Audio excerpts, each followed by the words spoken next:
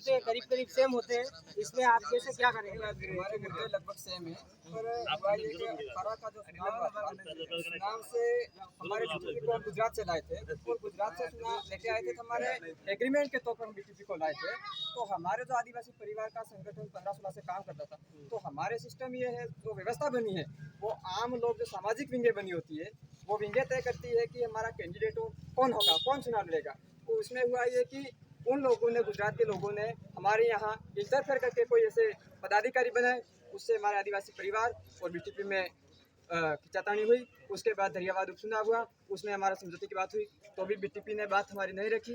तब से ही हमारा फिर ये हो गया कि हमारे नई पार्टी का गठन होगा, हमारे खुद का अगर बनाया ऐसे में आपको लगता है आप जीत पाओगे? बिल्कुल, हम निश्चित तौर पर जो दक्षिण राजस्थान की 17 सीटें उस पे, उसमें से लगभग 10 सीटों पे हमारा कब्जा होगा। दो बड़ी पार्टियां यहाँ से चुनाव लड़ेगी, भारतीय जनता पार्टी और कांग्रेस, वैसे में क्या होगा? जैसे हमारा ये राष्ट्रीय लेवल की पार्टी है, इन पार्टियों ने हमारे जो पंचायती राज का चुनाव हुआ था उस समय हमारे फ्लासे में नहीं, खेरवाड़ा, ऋषभदेव और डूंगरपुर सभी जगह इन लोगों ने दो राष्ट्रीय लेवल की पार्टियां होते हुए इन लोगों ने गठबंधन किया, एक होकर उन्होंने प्रधान बैठाए, जिला प्रमुख बनाए। इस तरह से जो काम किए इन लोगों ने, इसको देखते हुए लोगों में बहुत आक्रोश है कि इन लोगों ने 75 सालों से अपन को बेवकूफ़ बनाया कि मैं तू कांग्रेस का है, तू बीजेपी का। इसलिए लोगों में बहुत गुस्सा है, इसलिए लोग अभी परिवर्तन चाहते हैं और तीसरे मोर्चे के रूप में हम बाप से हमारा उम्मीदवार जीतेगा फाइनल। क्या लगता है भाई साहब, बिल प्रदेश बनाना ही आपका उद्देश्य रहेगा और कुछ काम भी कराएंगे? देखिए, सबसे बड़ी बात तो आपका जो प्रश्न है, क्वेश्चन आपने गलत पुट अप करा। क्यों महाराष्ट्र जो राज्य मराठों के नाम से महाराष्ट्र बना, पंजाबी के नाम मेरा क्वेश्चन इसलिए है कि कहीं न कहीं अपन सुनते हैं कि एक सबसे बड़ा उद्देश्य जो आपका कहीं न कहीं चलता है कि हमारी एक मांग रहेगी कि भील प्रदेश बनाना, इसलिए मेरा आपसे सीधा सवाल। देखिए, भील प्रदेश की मांग आज की नहीं है, हमारे पूर्वजों की मांग है। 1913 मानगढ़ धाम पर जब आदिवासी शहीद हुए थे, 1943 1543 आदिवासी शहीद हुए थे, उनका पहला सपना था भील प्रदेश बने और राजधानी बने मानगढ़। तो आज की मांग नहीं, ये हमारी मांग नहीं, हमारे पुरखों की मांग है, सबसे बड़ी बात। और रही बात भील प्रदेश की, आप जो बात कर रहे हो, तो भील प्रदेश की बात ऐसा है कि गुज्जरों के नाम से गुजरात बना, ठीक है, मराठों के नाम से महाराष्ट्र बना, और देखा पंजाबियों के नाम से पंजाब बना। ये तो देखिए, हर राज्य अपनी भाषाई, संस्कृति, बोली के अनुसार कहीं कहीं राज्य बने, और राज्य बनने चाहिए, क्योंकि जनसंख्या के अनुपात में राज्य बनता है, न कि आपका क्वेश्चन करना वो सुटेबल नहीं होता। और रही बात चुनावी मुद्दे के बारे में आप बातचीत करना चाहते हैं, मैं उसके लिए जवाब देने के लिए तैयार हूँ।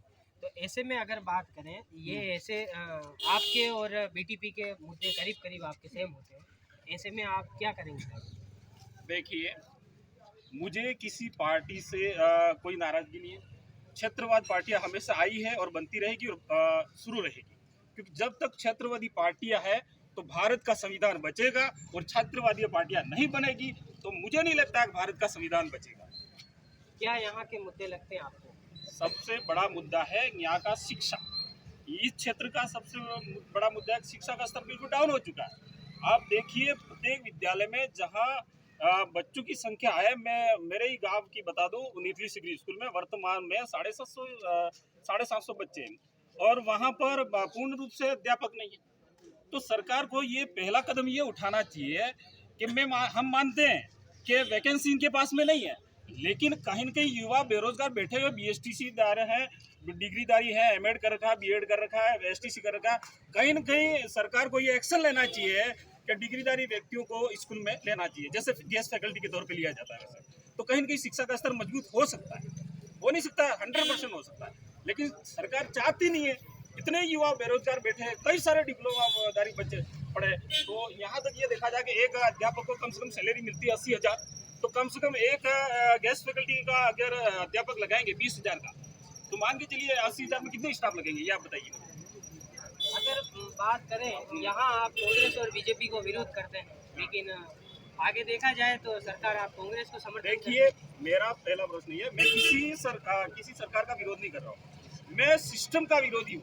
सिस्टम में अगर सही काम होगा, मुझे किसी पार्टी से कोई विरोधाभास नहीं है, भले कांग्रेस हो, बीजेपी हो, बीटीपी हो, आम आदमी हो, कोई भी हो, भारतीय ट्राइबल पार्टी हो, आदिवासी पार्टी हो, अगर अच्छा काम करते हैं तो सत्ता में कहीं नहीं आएंगे। अगर आप शिक्षा के क्षेत्र में अगर बेहतर काम नहीं करेंगे तो युवाओं को आक्रोश है। आज देख लीजिए युवा किस तरह से आज बेरोजगार बैठे हुए हैं। इन भर्तियों में कितने घोटाले हुए राजस्थान सरकार में। कहीं न कहीं युवाओं का आक्रोश है, उसमें मैं भी हूँ एक। साहब ये बता रहे हैं युवाओं का आक्रोश है, आपके क्या मुद्दे हैं? आपकी बात तो प्रभात पार्टी का ही वोटिंग है। क्या यहाँ पे देंगे? 4 रास्ता पे भी आपको खुले हुए हैं। यहाँ पे न्यूज़ है, आप हमारे गांव में आके देखो, लाइटें नहीं है, रोड नहीं है। और यहाँ की समीक्षा हुआ, कांग्रेस ने ये कर दिया, बीजेपी ने ये कर दिया, कुछ नहीं किया है। और क्या होता हमारे काम के, आपको चलो हम बताते हैं। आज तक रोड नहीं है और लाइटें नहीं है, ये समस्या है। स्कूल नहीं है, कहाँ से पढ़ेंगे हम लोग हैं? शिक्षा की कमी है आज हमारे गांव में। और यहाँ बड़ी बड़ी बातें करते बड़ी बड़ी, हमारे गांव में आगे एक बार आके देखो। 70 ये साल समस्या में वैसा विकास नहीं हुआ कांग्रेस के लिए। 70 साल में विकास नहीं हुआ आपने? 70 साल से विकास होता हुआ आ रहा है।